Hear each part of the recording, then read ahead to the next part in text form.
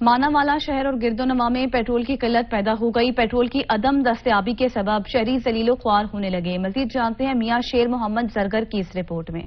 ملک کے دیگر شہروں کی طرح ماناوالا میں بھی پیٹرولیم مصنوعات کی قیمتوں میں اضافے کے پیش نظر متعدد پیٹرول پمپ پر پیٹرول ڈیزل کی فروخت بند کر دی گئی۔ متعدد پیٹرول پمپ پر پیٹرول ڈیزل کی فروخت بند، مسافر پریشانی سے دوچار۔ پیٹرول پمپ پر پیٹرول کی فروخت بند کی وجہ سے گاڑیوں اور موٹر سائیکلوں کی لمبی لمبی قطاریں لگ گئی، جس سے ماناوالا کے شہری بہت پریشان دکھائی دے رہے ہیں۔ مزید ماناوالا کے شہریوں کو سچ نیوز سے گفتگو کرتے ہوئے کہنا تھا کہ سچ نیوز کا شکر گزار ہوں جو انہوں نے آواز اٹھائی ہے ماناوالا میں۔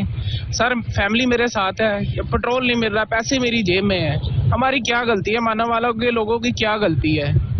ہم نے جو ووٹ دیے ہیں یہ سزا ہمیں مل رہی ہے کہ پاجی اب پیٹرول پمپ والے تیل نہیں دے رہے، عوام ذلیل ہو رہی ہے رج کے، تے تیل بھی انہاں دے کول ہیگا، اس لیے تیل نہیں دے رہے کہ تیل مہنگا ہو جانا ہے۔ دوسری طرف مہنگائی میں اضافے اور پیٹرول کی بندش سے شہری کو شدید مشکلات کا سامنا ہے۔ پیٹرول پمپ پر پیٹرول ڈیزل ہونے کے باوجود عوام ذلیل و خوار ہونے لگی۔